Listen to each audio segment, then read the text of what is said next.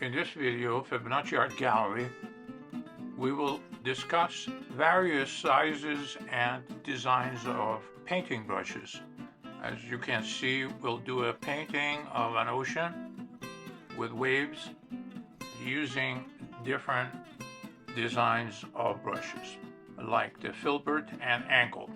Most of the time I use angled brushes. These are flat brushes. It's very important to show how we hold the brush. Here's a small brush, a round brush, to do detail.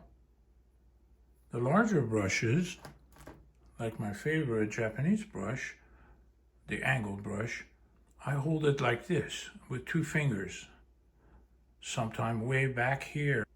The reason I said that is that I have been drinking wine with certain people that hold the glasses of wine like this. And you can see, I say cheers. Glasses of wine have a long stem so the heat of your body does not heat up the liquid inside the crystal. And look at the difference.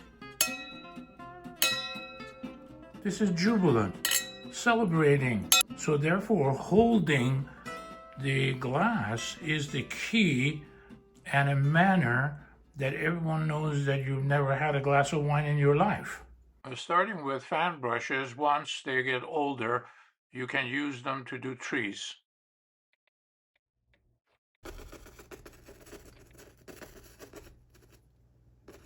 And of course, you can have variations of color and warmer and cooler on one side. I picked up some yellow here so you can see how beautiful this could be. And this cannot be done any other way but by one of these fan brushes. The angled brushes are in different sizes, so you can see the angle of me holding this brush is 45 degrees to the canvas. But however, I can draw a perfect, the width of the angled brush. For doing glazing, how wonderful this is. For having a thin, transparent color on top of your paint, an area of your painting. These mop brushes is basically very quickly, you pick up the turpentine or an extender for acrylic, and very quickly you can mop. A filbert brush is round. This is a smaller one. The round brushes are detail. As you can see, there are different sizes here, and we talked about holding it like that, and you can see how sharp it is. Most of the brushes today is made out of nylon, like this one, and or bristles. Both of these are flat brushes.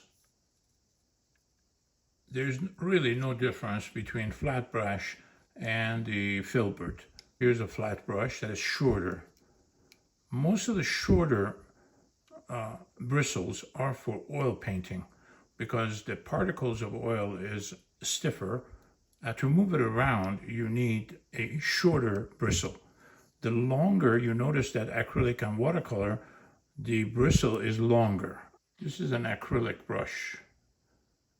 It's not bristle, it's plastic, acrylic, and you can see how long the bristle is. We're going to use the largest brush we can find, a 1-inch number 12 angled brush, and do this painting. I use the lightest colors first, then I mix all of my colors on top of the painting. I hardly ever mix colors on a palette and then carry on to the canvas. Most of my palettes are canvases anyway, so from one canvas to the other. You can see there are 2 colors here, white and cobalt blue.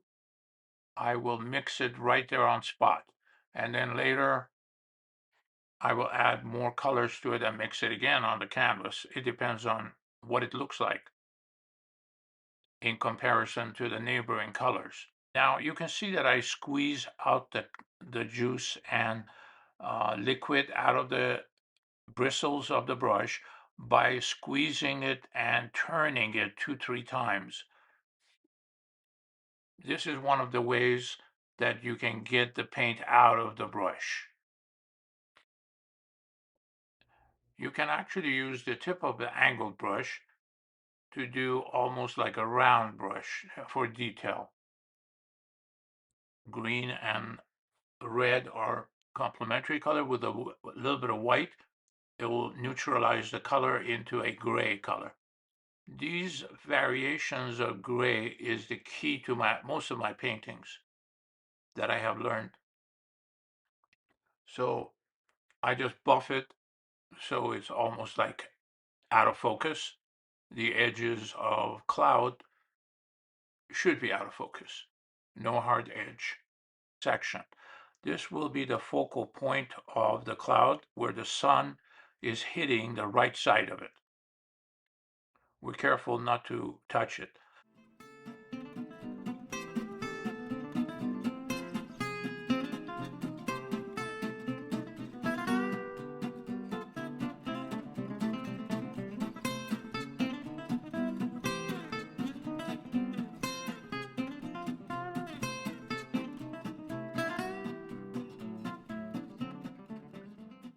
As we go forward in this painting, we'll use a smaller brush to do the final detail. And notice the turning of the brush on either side of it.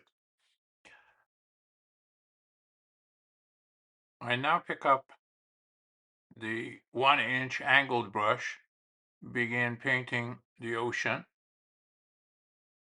and the clouds to connect them together in a, you notice that I'm holding the brush almost like a razor edge to connect the sky into the ocean. Where they meet, they should be out of focus. You do not need a very hard edge ocean where it meets the clouds.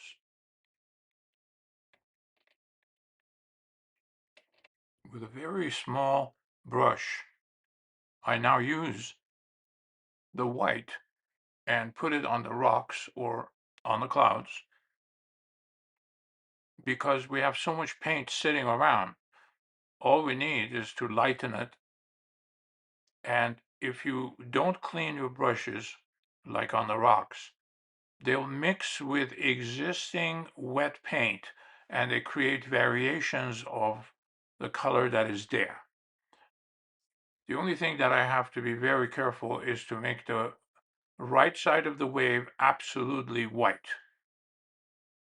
The rest of it now is basically gray toned down colors. The ocean is now grayish blue with touches of white here and there. And this one, a small flat brush, is number 4.